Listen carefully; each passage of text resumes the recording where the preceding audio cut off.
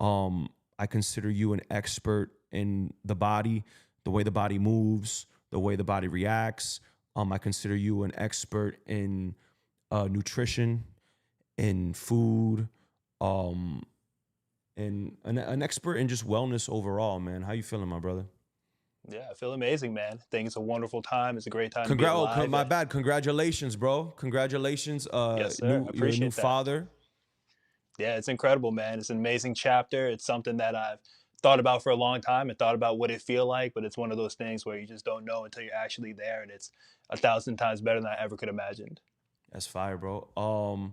Is there anything that like hit you about fatherhood that you didn't expect, or was there, was there something, I you mean, know? I think the biggest thing is just a redefined sense of purpose. Like I've been a person over the last, 10, 15 years that's really big on purpose and understanding what it is that drives me and thinking that it was at a super high level, which it was. But now just with my son here, with Zion here, it's at a whole nother level where I truly feel like nothing I do now is really for me. You know what I mean? Not in like Yeah. a selfless way in that type of way, but more so like, man, to be able to do it for him, it's just incredible. So empowering. Damn, it gives you like a whole new life purpose, bro. Like how you spend your money, how you spend your time, how are you doing with are you changing diapers? Are you kind of letting Alejandro just like rock with that for a little bit and you kind of staying out the way, or how does that work Oh, for bro, you? I'm super blessed in the sense that I might have changed like two diapers so far. But it's one of those things where Alejandra, she's so on top of everything. And it's funny, man, when the kids are this young, like my baby's literally 2 weeks old, it doesn't really need much from me just yet, right? It's like his whole entire world is mom. And, she's taking care of everything from obviously feeding the baby, breastfeeding, changing the diapers, being up with him. And I'm lucky in the sense that we put a bed in the nursery, and Alejandra was cool with being in the nursery with the baby and Hmm. letting me sleep and do my thing so I can do my work, help around the house, support her and the things that she needs. And her mom's also here too, which is a godsend. And it's like, bro, I can't imagine how one just a man and a woman do it by themselves, let alone any of the single moms out there trying to do it. Like I couldn't even Yeah. imagine. You need a tribe, bro. Oh, Like 1,000%. that's crazy. How does that Yeah. look like? I mean, just to dive deeper into that, how do you think, given 2024, we're in new times, how do you think, you've always needed a tribe to raise children, but how do you conceptualize it now? Because one of them, you are a Miami boy, you're a South Florida boy, and you moved to Michigan um, to kind of establish that tribe. You want to shed some light on that and how you just view, raising kids with a Yeah, tribe? no, 100%. Yeah, like you said, I'm originally from South Florida and made a big about face and came over here to Michigan. And the main reason was really for community in the sense that finding people to raise my family with where we're super aligned on a lot of the aspects of health, faith, freedom, prosperity, all that good type of stuff. And you know me, bro, I got so many friends at home and I dearly love my brothers that are at home. It's just one of those things where this was just the next step in the next evolution, just because a lot of my friends and I, we are not necessarily in different parts of life, but it's just in the, you know me, bro. When I go into something, it's like 100%. Right. And not many people are like that when it comes to understanding the impact of community and health and proximity and all of that requires. Hmm. So to be able to come here and have, a small group of guys that all have families, all have kids under 1 years old, all have the same vision on how we want to feed our kids, on how we want to school our kids, the type of environment we want them to be around. It just made so much sense for us to get together and to start it here. Yeah. And we have like down here, we're like a brotherhood. We have, friends, a solid group of friends that we grew up with, and we still, hold that dear to our heart. These are 20-year relationships, but each one of us kind of has a different, well, our values for the most part, intersect, which is why we're still friends, but there are still key values, maybe as far as like how someone wants to raise their kid this way, how someone wants to consume food this way, exercise this way. So as I understand what you're saying is that sometimes you have to get with even more like-minded people, especially when you're raising kids, like and you're developing that tribe, Yeah, you know? 100%. I mean, I think it's very just the common way we do things in society is very much wrapped around, say, the nuclear family. So when I say the nuclear family, it's mom, dad, and the kids. And I've seen it, I know you've seen it too, just how hard it can be to get friends and people together outside of someone getting married or there being a baby shower, there being like a huge event like a birthday, because everyone's so stuck in just their day-to-day stuff, and a lot of times that's centered around work. And if it was up to me, it's like, bro, me, you, and so many of the friends that we have, so many smart friends, so many skilled friends, if we all were able to come together and build businesses together that supported our lives, and we also had like the mental emotional ability to hold each other accountable and all rock the same way, like to me that's the dream. But what really happens is like we all kind of have our own separate jobs, separate careers that really take up the majority of our time. And for me, making this move over here, it gives me the opportunity to really blend this idea of career, family, health, all of it into one. And that's the difference for me, where it's like, man, to have the opportunity to put all that together and do it with some of my closest friends and people who have different skills from me but complementary skills, it's an exciting time, an exciting Yeah. thing to try. And so we can go back to like the health aspect of because we did title this like deconstructing our toxic food, Yep. and you've always been somebody who's been very mindful, on what you eat.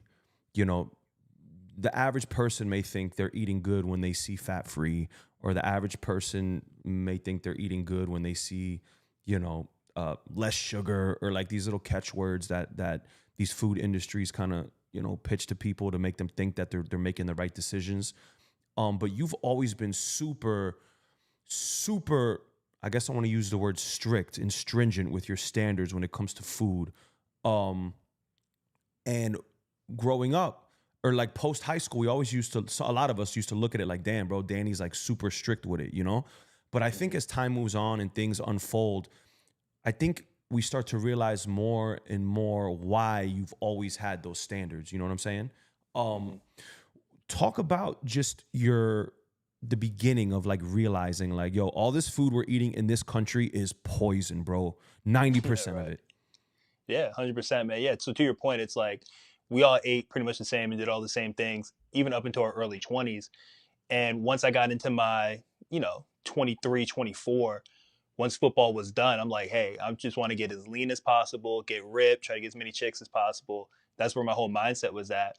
And I never struggled with the exercise part of it. Like, funny story, most people don't know this, but like the first time I got serious in the gym was with your dad and you know what I'm saying, at Town Center. Hmm. That's like my first time. And ever since then, in like eighth grade, like working out's never been a problem. But when it came to the food, I followed a lot of the politically correct, hey, you got to eat chicken breast and brown rice and dry vegetables and this, that, the other. And is what I would call more of a politically correct diet. And it wasn't until I was doing that for a minute, and mind you, still going out partying on the weekends, drinking a lot, eating Denny's and steak and shake and all that after we're out. So none of that helped. But it was not until, man, my boy Mark, Mark Wandolo, you and Hmm. Mark always have good conversations. But Mark introduced me to the food when I was giving Adam his workout plan, and Mark was giving him his food plan. And this is back before anyone really knew about grass fed beef, or anyone was talking about a paleo diet or a keto diet or any of these types of buzzwords, right?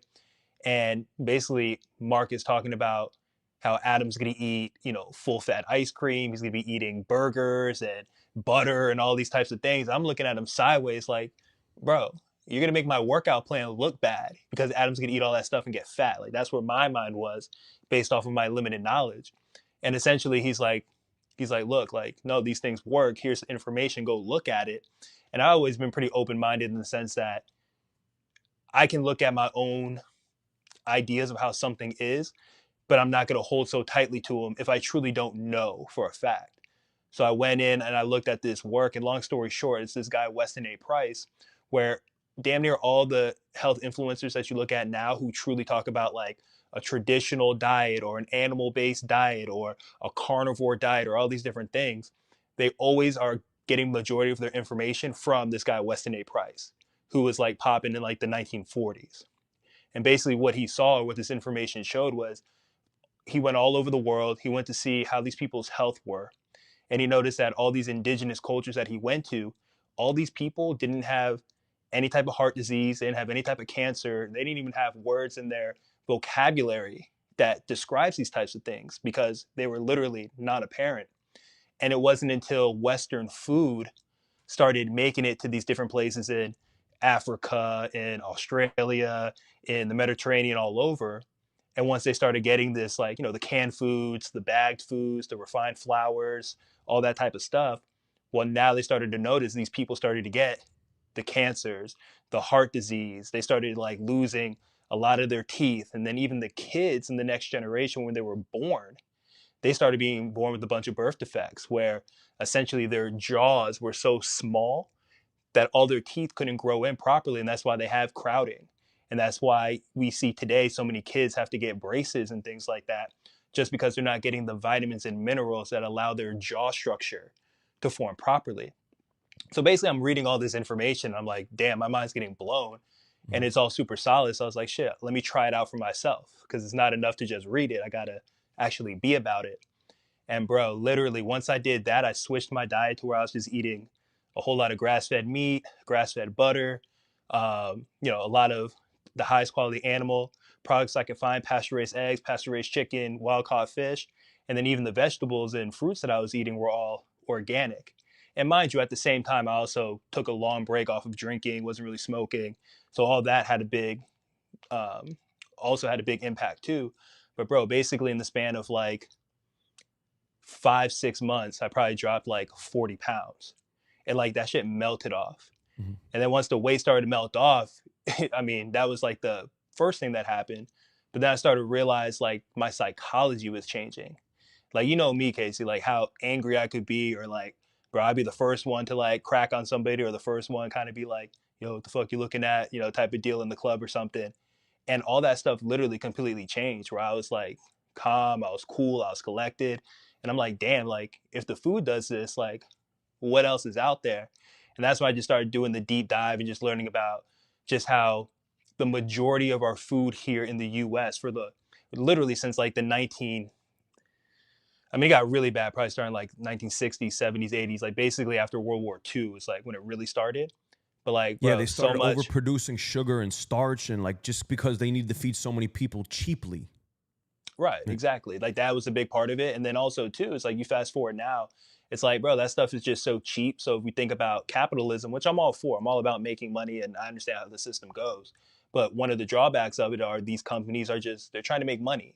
And the cheapest ingredients are the shitty ones, right? Like Mhm. farmers are getting subsidized, meaning they're getting paid by the government to produce just a bunch of corn or a bunch of wheat or a bunch of soy, right? And then now, since they're producing so much of it, these food companies just find a bunch of different ways to repackage that food to make more different products to sell and to make money, if that makes Right, sense. right. Yeah, exactly. So we live in a capitalistic society. So like at the top, they're just going to try to maximize profits. It's unfortunate, but I think capitalism. Like I said, there's no other choice. We're all for capitalism, but one of the drawbacks is it kind of like reveals human nature, like at the top, and that's not at the top. They're thinking about profits and money. They're not thinking about the health of all the people they're going to affect.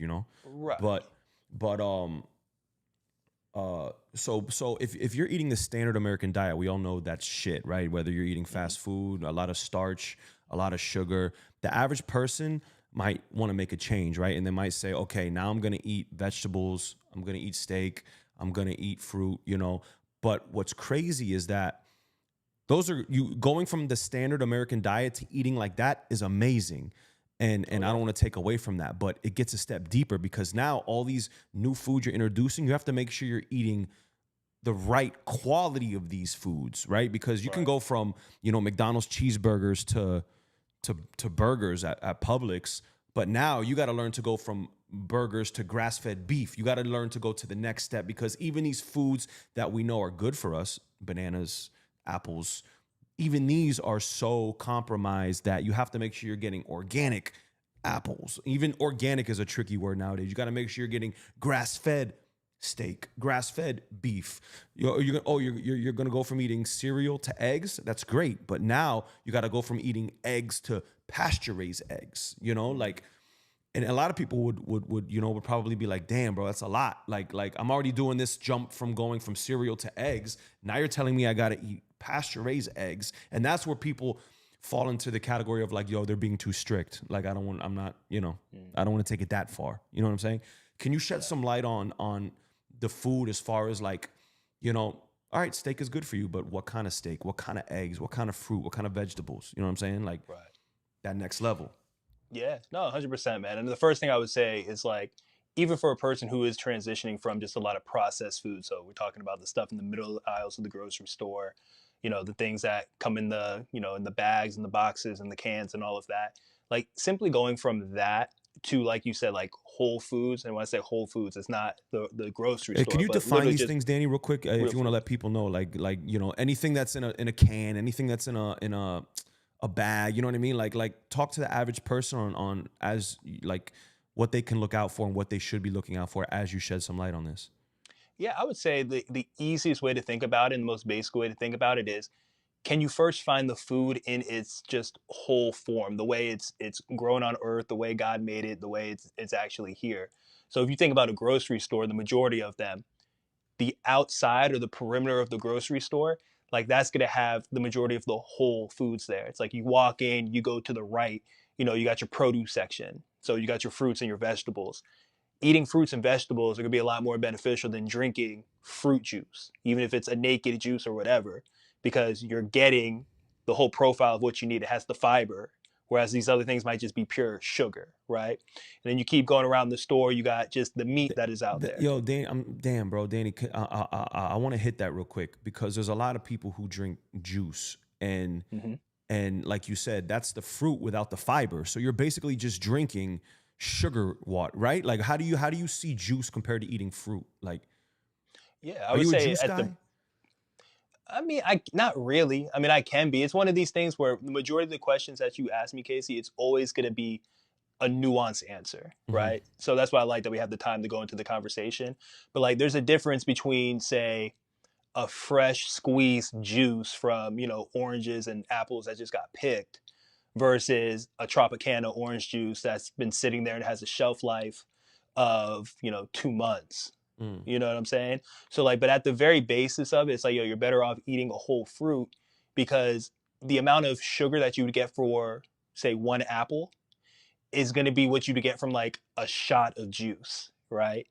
And it's a lot harder to eat the amount of apples that would give you the amount of sugar in just an 8-ounce serving of juice. Right. If you were to drink like right. If you were to drink, let's take Tropicana and all that bullshit sugar water out. That's obvious. We know that's poison.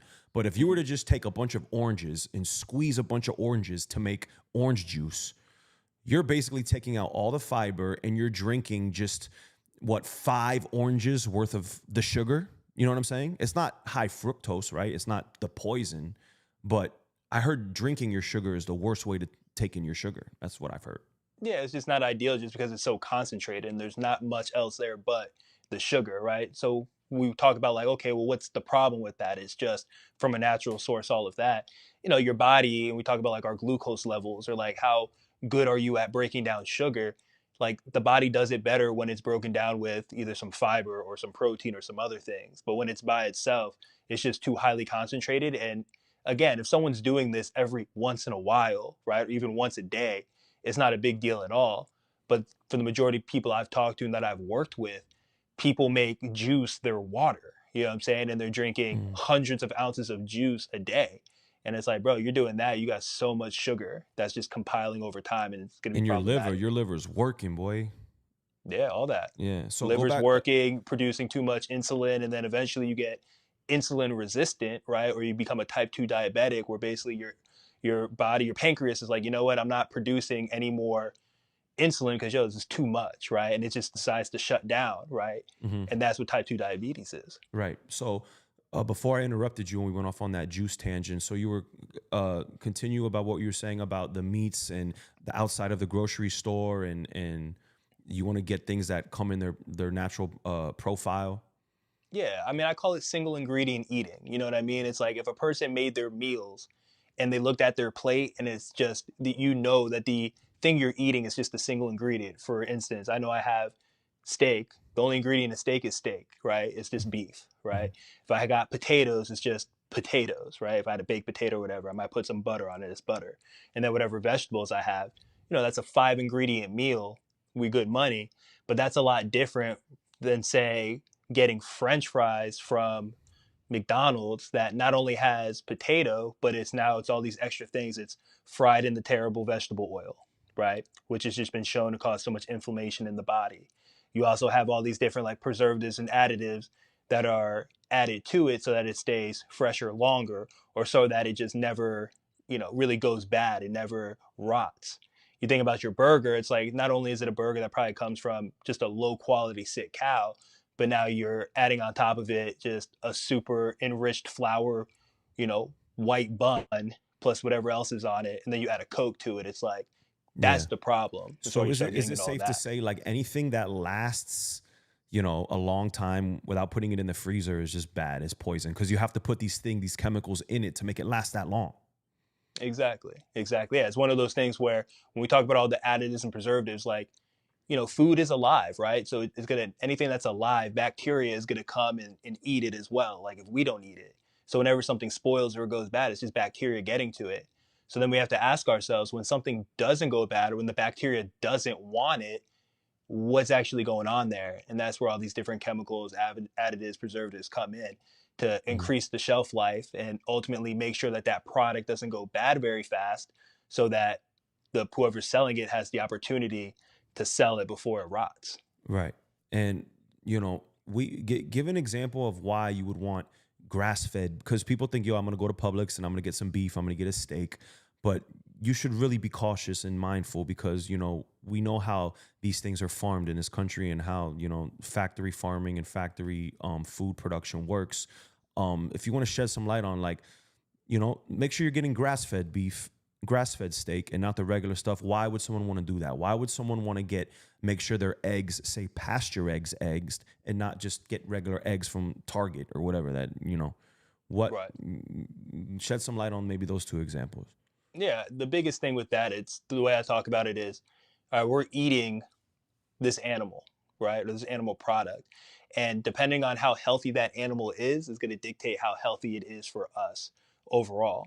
So if I eat a sick animal, more likely than not over time, it's going to make me sick, right?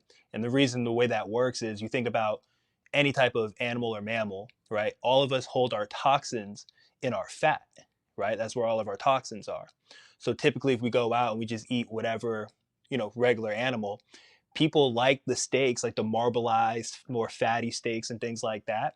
And all the toxins that that cow has are now going to be transferred to us when we eat it, and it's going to have a negative impact on us.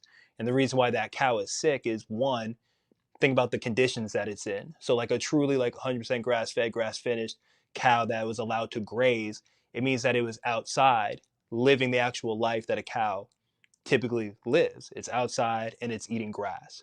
Versus when we talk about factory farms, and imagine a factory farm, think of a big warehouse where Which is where most of our, majority, yeah, it comes from. yeah, high majority. Like if something doesn't explicitly say grass fed, grass finished, like it's probably factory farmed, right? So we're talking about the high majority.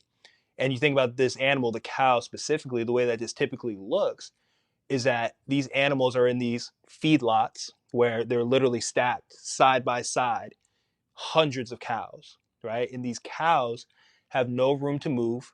They're basically eating in the same area that they defecate, right? So you know that that's not healthy. And then what they're doing to a lot of these animals too, these cows, is they're going to inject them with specific steroids so that they grow bigger and fatter faster, so that they can be moved to slaughter faster and that they can be sold for a profit faster. So now these steroids that you are eating because you're eating the cow has a negative impact on us. And to me, my theory is that's why you see so many women who are going through puberty so early at just a super young age, because of all of the hormones that they're eating from a lot of the animals that are part of their diet. And then also with these animals too, they're given antibiotics because these places, they want to protect their investment. They can't let their cow get sick and die because now they can't sell it. So what do they do to the sick cow? They give it antibiotics so that it can fight off being sick. But again, now we're eating all those antibiotics. And it's one of these things where, people might say that people who say things like this are an alarmist, or they, take it out of, context and things like that. But it's one of these things where, yeah, it might not hurt you one time, but it's not a one-time thing for the majority of people. This is how people eat Chronically, yeah. every single day, 20 meals a week. You know what I'm saying? You're talking about thousands, like 1,000 meals over the span of a year. You know what I mean? So Yeah. over many years. So you can see how it has this cumulative effect where over time, we're starting to see heart disease go up, heart attacks go up, cancers go up, dementia go up, just all of these things that are corollary to the low quality food. And it's not just animals, right? We could even talk about the fruits and the vegetables where all this stuff is getting sprayed with insecticides, fungicides, herbicides, insecticides, basically all these things that get sprayed on the plant to ensure that nothing comes and eats the plant or destroys the plant so that the company can still sell it, right? And it's like, what are the cumulative effects of eating all that stuff? And I don't know, are you familiar with Monsanto? You ever heard of that company? No. So like Monsanto, they make, remember, you ever heard of Roundup? No. Like Roundup, the weed control? No. So like Roundup, like if I showed it to you, you'd be like, oh yeah, I remember that. But Roundup is essentially the company that makes it is Monsanto. They're now owned by Bayer. But basically, these plants were genetically modified, meaning you alter the DNA of the seed so that it can grow and you can spray literally this poison on it and the weeds around the plant die, but the actual plant itself won't die, right? Mm. And it just kind of has you think it's like if you're just eating these fruits and vegetables that have been sprayed like this, it's like one, what's all that stuff that's being sprayed doing to us over a long period of time? And then two, what is it about these foods that are kind of altered and almost very new, made up? How does our body actually react to that? Because that's not what we were doing the previous thousands, tens of thousands, potentially millions of years. Right.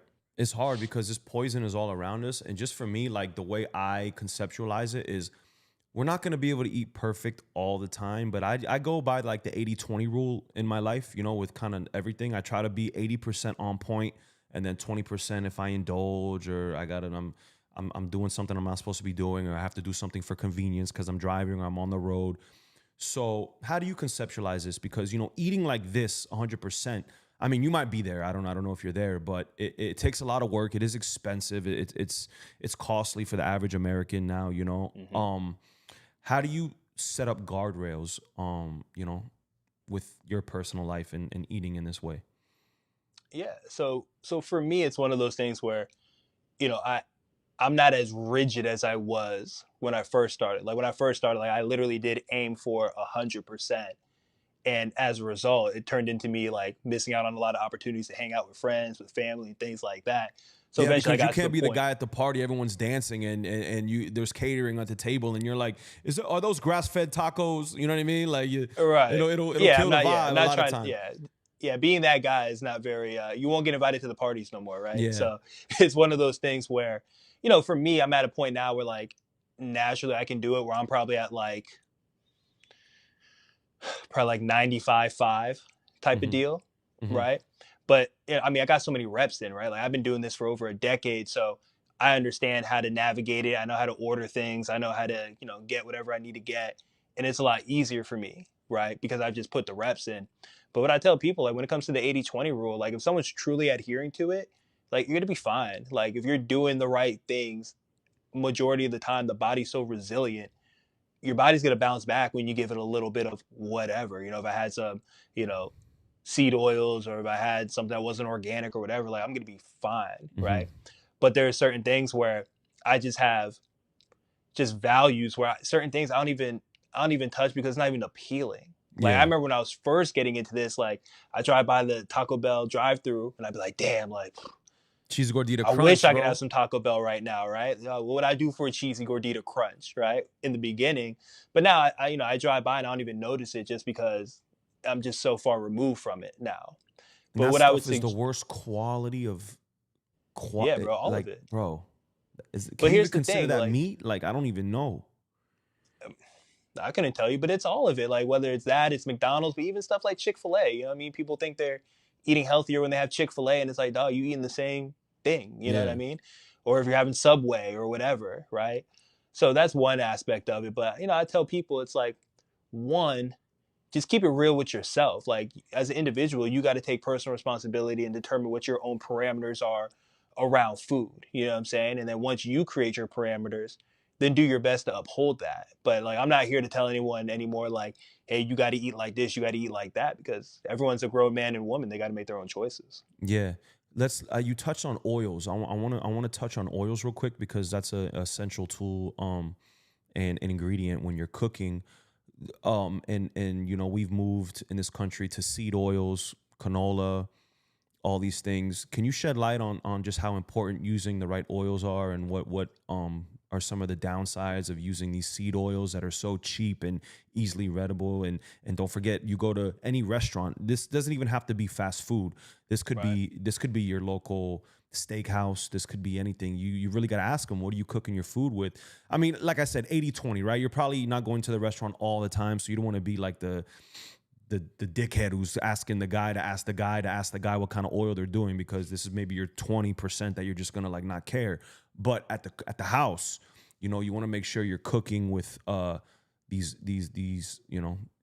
I'll let you shed some light on that, on the whole oil thing. Yeah, no, for sure. Like the main thing with the oils that's so tough about them, it's two things that come top to mind. It's like number one, they're just very inflammatory, right? And the reason why they're so inflammatory is because you familiar with like omega threes, like having like fish oil and stuff like Right. that. So like our body, like we're meant to have a specific ratio of omega threes to omega sixes, right? And to simply put it, like the ratio is supposed to be somewhere between like 6 to 1, like 6 times as many omega sixes to omega threes, right? Hmm. 6 or 10 or whatever it is. But then what happens is a lot of these seed oils, it's exponentially higher than that. It'd be like 30, 40, 50, 100 times to 1, the ratio of omega 6s to omega 3s. And when that ratio is that off, it's going to cause chronic inflammation in the body. Now, again, a little inflammation is not bad because that's what teaches our body or shows our body that it needs to heal. But when it's chronically happened like that, that's where a lot of chronic disease can end up coming up. So like just the ratio is really bad. And then the second thing is most of these vegetable oils, they have a really low what's called a smoke point. So if you think about a lot of things that are sauteed or you make something in a pan, that pan is mad hot, right? And have you ever put something in the pan and then you start to see it get real smoky, the pan? Right. Right. So it's like the minute the pan gets real smoky like that, you're making your food carcinogenic, right? When we say carcinogenic, it's potentially cancer causing. Right. That's But what that that word happens with means. olive oil too, right? Like good oil, right? Yeah, if you heat it too high, like even something like olive oil, and this is where the nuance and the stuff is tough. You should not cook olive oil high. Like olive oil is better to have raw. You know what I'm saying? You put it on a salad or you making some type of dip out of it, like that's fine. But even extra virgin olive oil, it has a low smoke point. Shouldn't really cook in it, right? And Oh, what's ideally cook? so Go that's ahead. carcinogen. Okay, this is new to me. So Mhm. if you heat it up, it becomes carcinogenic, right? Is that what you're If you saying? heat it up above its smoke point, right? So Hmm. even extra virgin olive oil, it has a very low smoke point, meaning you cook it and it gets smoky right away. So you could have a perfect, beautiful grass-fed steak, wild caught piece of salmon, whatever, and you're just hurting the integrity of that food because of the heat of the oil that you're cooking it in. So what oil should you? Because steak, you got to cook it hot, right? I mean, there's different ways to cook steak. I mean, there's people that do like a reverse sear, or you do like a sous vide or things like that. But yeah, like even a steak, it's like doing it in ghee would be better than doing, or even in butter would be better than doing it in olive oil. Okay, that's interesting. So okay, so when I cook my steak, I just put some butter in there instead of the olive oil. Yeah, doing some butter and just being cognizant of what the temperature is of that steak. And again, that's where it's tough, and that's where like my 95.5 comes in, because it's like, bro, if I want to have a steak and I want it crispy on the outside and nice and pink on the inside, I might say F it and just do it high and have the higher smoke point, and I just say, all right, it is what it is. Hmm. But that's like my version of like a 95.5 Hmm. versus for someone else it might look different. Got you. So as far as oils go, do you want to let people know like what they should be cooking in, what are their best oils, and what they should stay away from? Yeah, I mean, I think right now, like animal fats are like the best things to cook in. So like a grass fed, grass finished ghee, grass-fed butter, even cooking in like good quality like grass-fed lard, which is a little harder to find nowadays and getting more expensive. Or I would say like those three are like the main ones. And bro, I used to be a huge avocado oil fan, but what's tough is there's like there's these different people who are kind of like whistleblowers in a sense, or Mhm. like these people who are online and their whole job is they'll buy stuff and then they'll test it to see what's actually going on with it. And there's this entire article, I'll find it and I'll send it to you. But basically, they tested a bunch of avocado oils and they're finding that a lot of these avocado oils, they're cut. Like just like how drugs get cut, you know what I'm saying? Yeah, Like cocaine they're might have putting fentanyl stuff in in it. it instead. Yeah, you got avocado oil that's being cut with canola oil, right? Mm. And it's like crazy, man. Like then that's what's tough, where it's like there's not these like that's not something the FDA cares about. You know what I'm saying? You got so many regulations, but that's not one of them. And that's where it's tough, where it's like even a person, and this is where I get caught up, and I really do feel for people and have compassion. It's like, bro, people are trying their best to do the right thing, and even they're getting duped into like Yeah. not even getting what they think they're getting.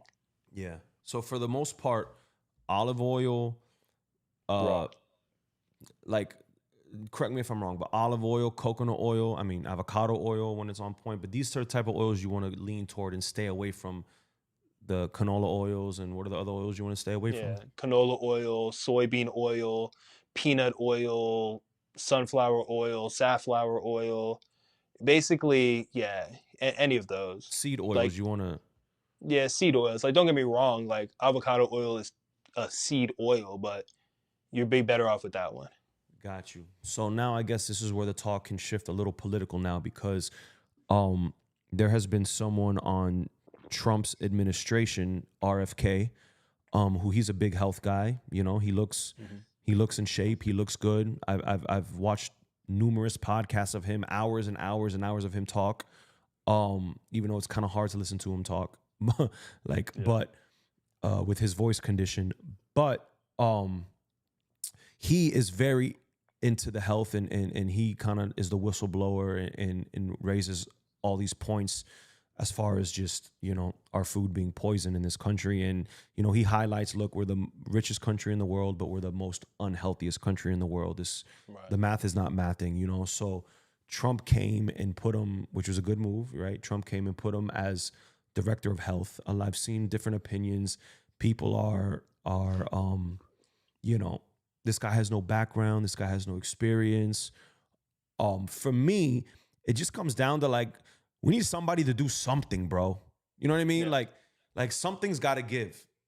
So if I've heard this guy talk and he seems genuine, and I'm a pretty good judge of character when I can like listen to someone speak long form, he seems authentic, he seems honest, and how do you feel about RFK, managing the food? He wants to take fluoride out of water, which is controversial in itself. A lot of people think that, fluoride cleanses the water and helps keep it cleaner. Some people think it's a chemical that's really messing us up. It could be a little bit of both, because these things are nuanced. But how do you feel about just RFK moving into that position in general? Yeah. I mean, I'm a big fan. I like RFK. And I think you alluded to the point. It's like, bro, the system is so bad in terms of just the outcomes that we were experiencing. We need something different. Like the status quo ain't working. And what I like about RFK is he's extremely knowledgeable when it comes to that. And he's been fighting for that type of stuff, just in terms of different things that are toxic to the body and negatively impacting people's health, and going after, those companies that are about it, whether it's because they're dumping oil into the lakes or whether it's because of whatever's going on. You know what I'm saying? Like stuff with vaccine injuries, all of that. He has a track record of getting to the bottom of it and producing results, right? Now, what I think is interesting, which I think is tough, is to me, like, yeah, I want to see a lot of this stuff get taken out, right? Like, for instance, there's been this whole push of, or a lot of more acknowledgement that, hey, some of the same companies that are based here will make a specific formulation for a food in America, but then they'll have a cleaner version that they produce in Europe. And the Fruit Loops has been a big Yeah, example of like that we could drop lately. some examples on that, but like, yeah, you take a can of Coke.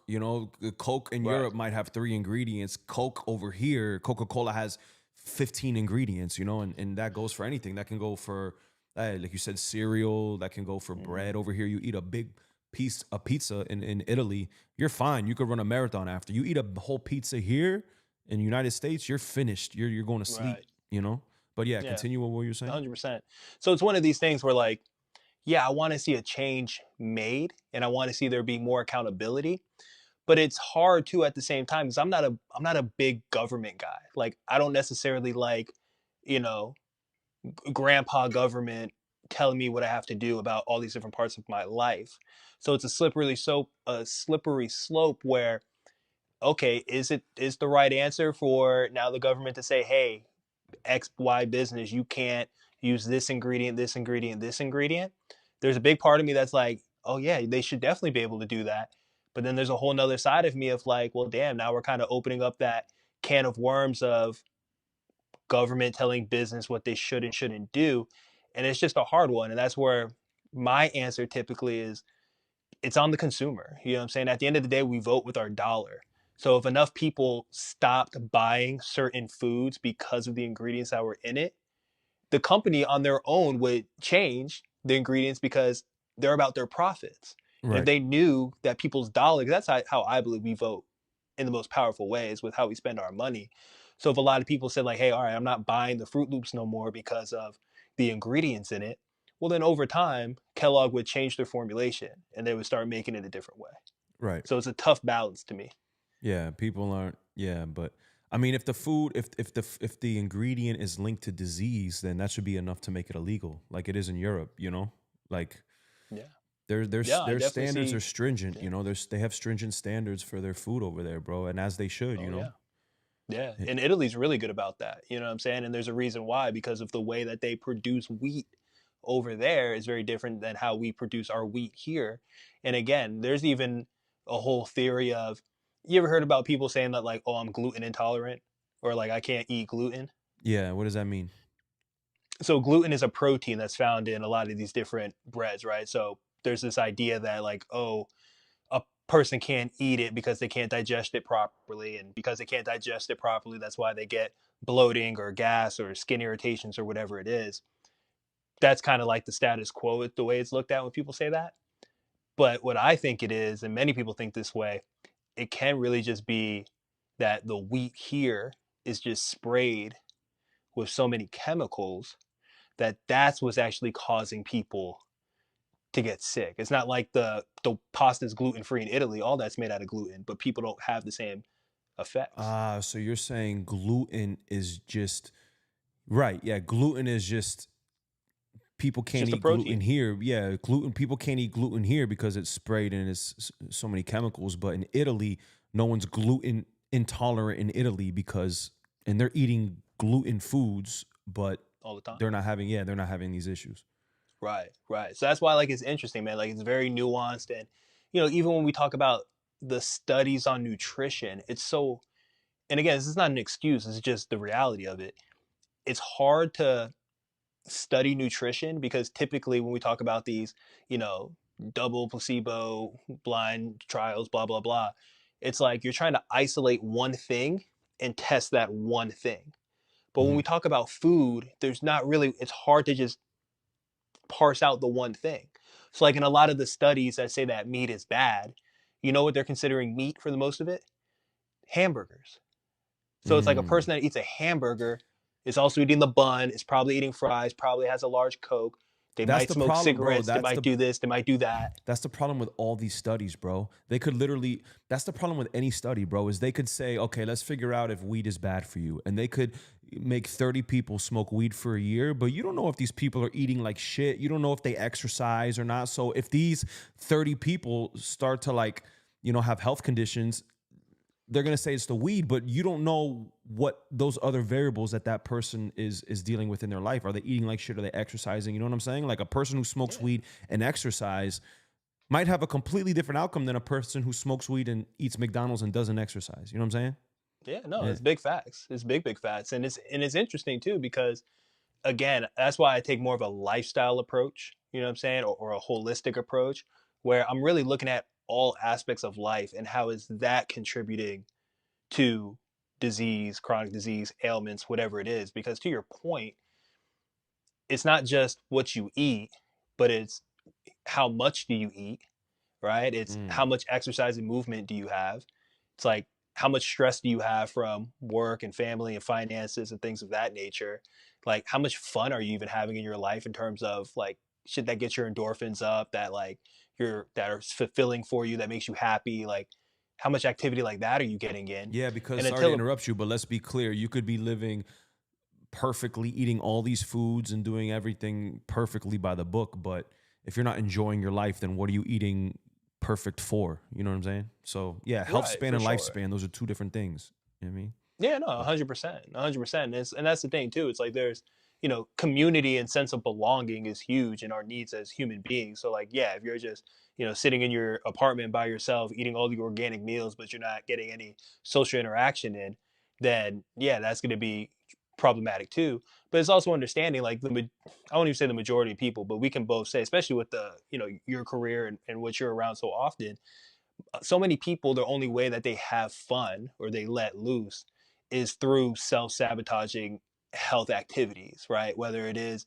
binge drinking, whether it is staying up super late all the time, whether it is, whatever, those types of things. And I'm not here to judge it and make it wrong or bad, but it's just one of those things where even how do we have fun, have a good time without those things? And that's where I think a lot of people make huge health strides when they're able to, they can go out and go to a party and they can be themselves without drinking if they don't even feel like drinking versus having the pressure to do it. yeah, You know what I mean? yeah. For me, it's just all in conversation. Like you can eliminate the music, you can eliminate the alcohol, you can eliminate everything. For me to have fun, it's just got to be really good conversation. Conversation is what's fun to me. You know what I'm saying? Yeah.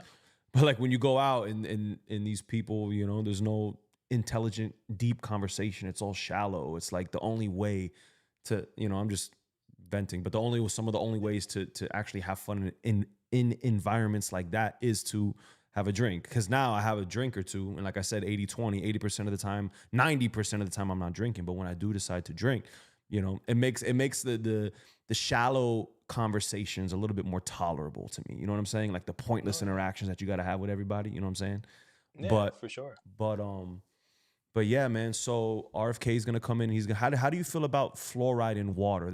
So for the people that don't know, you put me onto this, and I've been living this way for probably 3 years now. That I don't drink plastic water. All my water comes from this filter that I have. I invested in a Fire. really good filter, and I drink all 80% of my water, like 80-20 rule. 80% is gonna come from my water that I know is filtered through and I'm not gonna drink out of plastic because plastic is straight poison. And I hate to sound like this, but it's just a fact, bro. Testosterone levels are dropping. Everyone's hormones are Hmm. fucked up. Like, so we have to do things like this, like drink out of stainless steel, drink out of glass, you know. Um, that is if you care about your hormones, you know what I'm saying? And you care about Yeah, looking good and feeling good. But big facts. so fluoride, that's a controversial one, right? I don't know where you land on this side of the argument. Yeah, I mean, I'm not a fan of fluoride in the water. I mean, that's a big reason why I filter all my water. That's one of the things we want to get out of it. I mean, you can look at many studies that are out there that show that fluoride is at specific levels is literally a neurotoxin, meaning that it's toxic for your brain, right? So, I mean, that information's out there, and because of that, I'm not a fan of it. There's a lot of what people try to say. It's like, especially like from the I almost said, well, I'm going to say it, big dental, right? I mean, I don't even know if that's a term, but that's what Yo, that's what any pops any up to my head. industry that wants to like poison you is like you just put the big in front of it. Big Right, pharma, right, big right. dental, any category that wants to take advantage of it, big tech. You know what I mean? Like, Yeah, yeah, exactly, exactly. What I'll say is like the status quo around the average dentist is like, oh, fluoride's good because it's good for your teeth. It keeps your teeth strong, and it's just like it's just not true. You know what I'm saying? Like there's enough studies to show it. And what's tough about things that are quote unquote toxic or labeled as toxic, what most people who say that they're a proponent of whatever said toxic thing, they'll always talk about like, oh, well, it just has to be under a certain level. It's only when it gets to a certain level that is actually problematic, right? And again, it's because of how they study it, right? You're giving a rat X amount, and how much can that rat take until it, dies or it's just all messed up, or it's a frog that changes from a guy to a or now a female frog, right? But it's yo, basically Yo, I'm Ain't that sorry to crazy? interrupt you, Danny, but I want to just go over that study for the people that don't know. I don't have all the specifics of the study, but it was fluoride that they did it with, right? With frogs. Nah, I don't think It was it wasn't no, it was fluoride. a It was something chemical else. I in forget water. what It it was is, but a so very there, common yeah. thing. There for the people that don't know, there's a chemical in our water in the United States, and I don't know what the name of it is. I think it starts with an A, but it's not fluoride. And it's basically throughout all the United States. And what this researcher did is he took a bunch of frogs and he put our water that we drink in this country. He just put flooded the aquarium or whatever these frogs with this water. And what ended up happening is the frogs turned gay, bro. I mean, but the frogs became sterile. Some frogs changed genders, bro.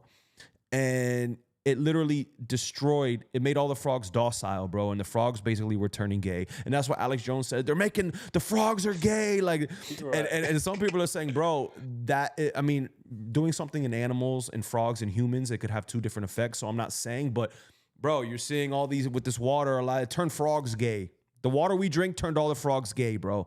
So what's happening in this country? I don't know, man. Is that part of the whole gender phenomena? I don't know, bro. And why so many of these young boys, Danny, I don't know if you noticed, bro, but like if you look, I don't want to use art. I feel like we're like the middle child of like, so, but if you take like a high school senior and you look at a picture from 1999, like a high school class of 1999, and you take a high school class of 2020, bro, they look like the 2020 high school class, the men look like little boys, bro. Like, I don't know if you noticed that, like, and maybe I'm biased because I'm like, yo, we didn't look like, I'm pretty sure you had a beard, bro, already, like at that time, like in high Yeah, school, I had a bro. little something going on. Yeah, you know what I'm saying? Like, I don't know, they just look so, I DJ'd a high school homecoming and I'm looking around and I'm like, bro, the girls are all look like they're ready to go to live. And all the men are just like dancing with themselves. It's such a contrast of what I grew up with in it. And anyway, I'm going off on a tangent on as to why testosterone levels are dropping, exponentially. Yeah, But yeah. but But basically, what I was saying with that whole thing is just like it's the cumulative effect that is tough, right? So it's like, oh, okay, you might do a study on just the fluoride, and they'll say, oh, just this little bit of fluoride is not bad, but it's like, all right, you do the fluoride plus all the BPA from the plastic, plus all the hormones in the food, plus you're wearing plastic. If you're wearing just like the dry fit Lululemon polyester, majority of clothes is all plastic, and if you sweat and get hot in that plastic, that's all getting into your skin. You know what I'm saying? So it's like all these things add up, and there's not much out there studying the cumulative effect of all these things. Yet we just look at our society and people and what's been going on over all these years, and our health outcomes are only getting worse.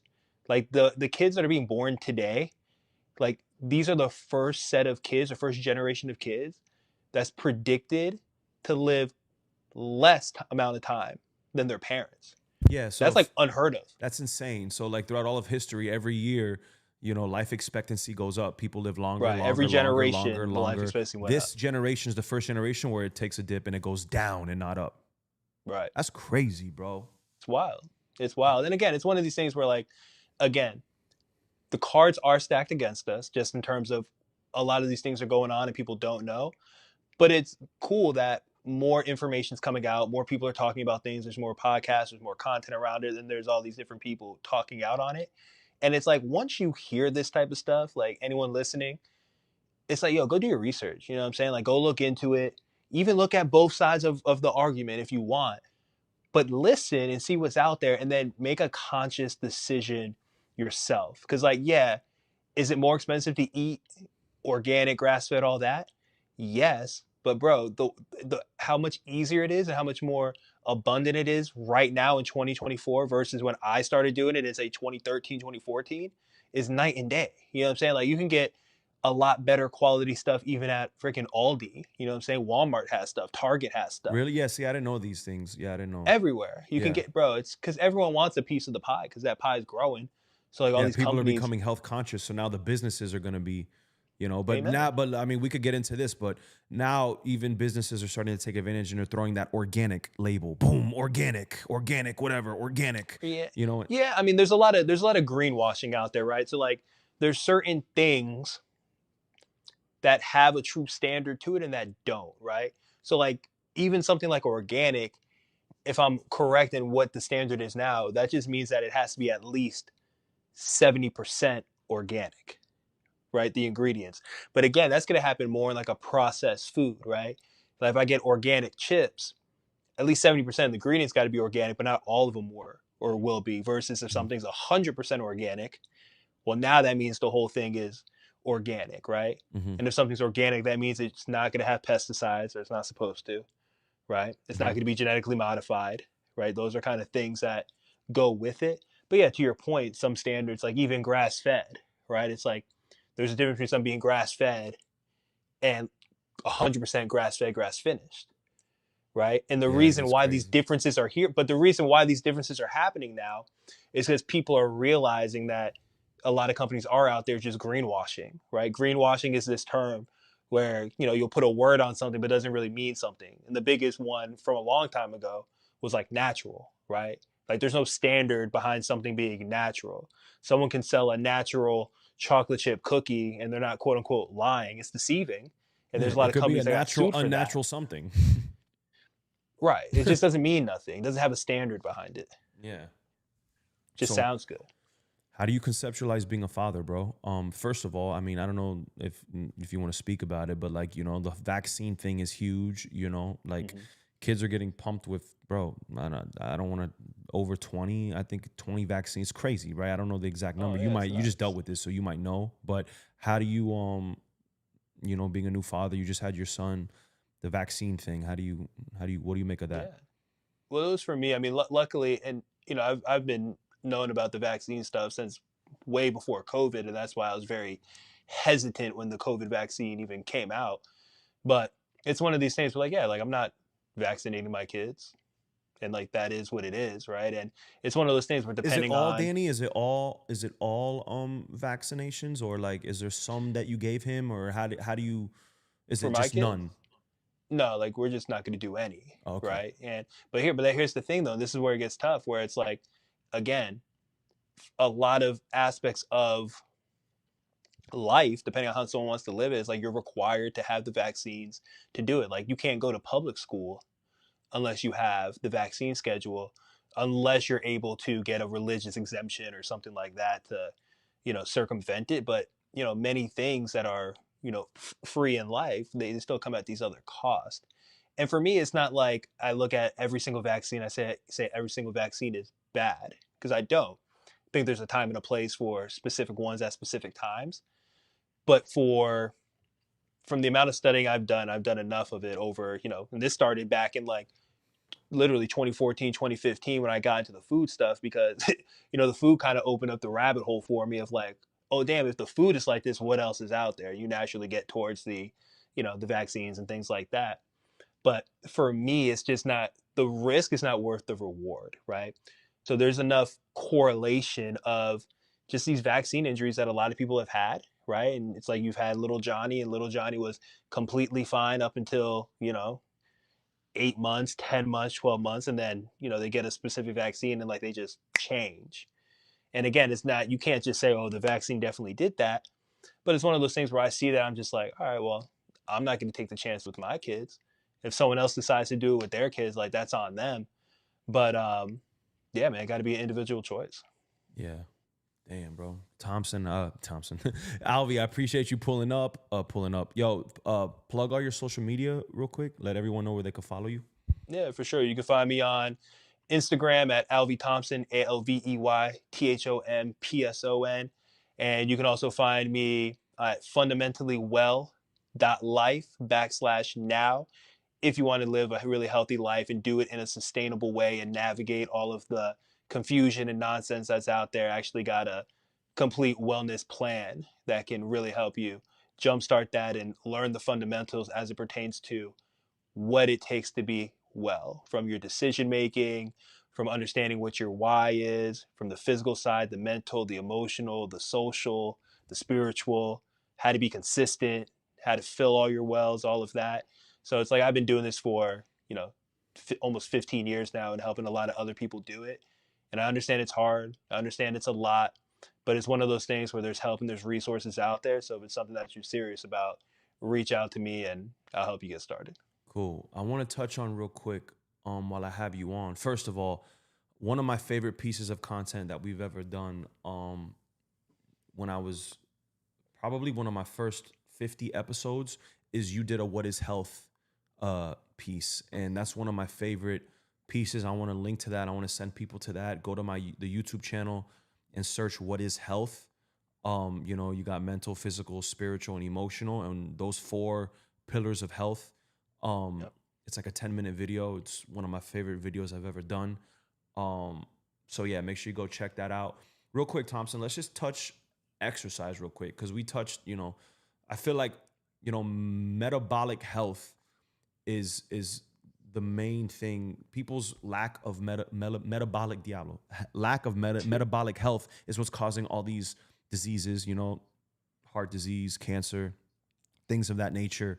And the two aspects of metabolic health is what's going in your system, food, aka food, and the energy going out of your system, aka exercise and movement and things of that nature. And these things need to be balanced and regulated for you to feel good. It's like an engine in a car. So we talked Yep. a lot about, the energy going into your body, food. Let's talk real quick about the energy expenditure and going out of your body and how important it is to expend energy in a correct way as well. Um, I don't know. We're not going to spend too much time on this. We've been going for an hour, but if you want to give some, footnotes on just exercise and what you recommend to people and cardio, Yeah. strength, like we'll do it to be continued and dive deep on exercise on the next episode. But if you want to Mhm. just give a little summary on where you're at with the latest data, the latest studies, just how you conceptualize exercise in 2024. Yeah, for sure. I mean, to just keep it really basic, a well-rounded approach is going to include some type of resistance training, right? So, like lifting weights, whether it's kettlebells, barbells, resistance bands, your own body weight. One, it's super important for your bone density. So, just keeping strong bones as you age, right? And then just your ability to be strong is incredibly important so that when you do get older, you can be okay if you fall, or you can be able to do life activities like be able to put your bag in the overhead when you travel, or be able to carry your kids or your grandkids, or God willing, great grandkids. So like all that stuff's important. And then when we talk about even movement, like walking, right? Like something as simple as that. You know me, I'm big on the speed walking, but something like walking is so important because you got to understand like our bodies and everything that's going on inside of it, it's just a bunch of pumps. You know what I'm saying? It's like you need your heart to pump blood and have everything go to where it needs to go. And moving the body is one of the most efficient ways to do that. So the minute that you are not moving, or most people's lives, it really revolves around them sitting at a desk for 8 hours at a time, and then they go home and you might just sit on the couch, or you might only exercise for an hour a day, which even that is really not enough. It's about being able to move throughout the day. You just need to move to get everything to flow to where it needs to flow, like to get the blood to go where it needs to go, to get all the minerals to get into the cells, out of the cells, like it needs to happen. It all requires movement. So it's like, find a way to walk. You know what I'm saying?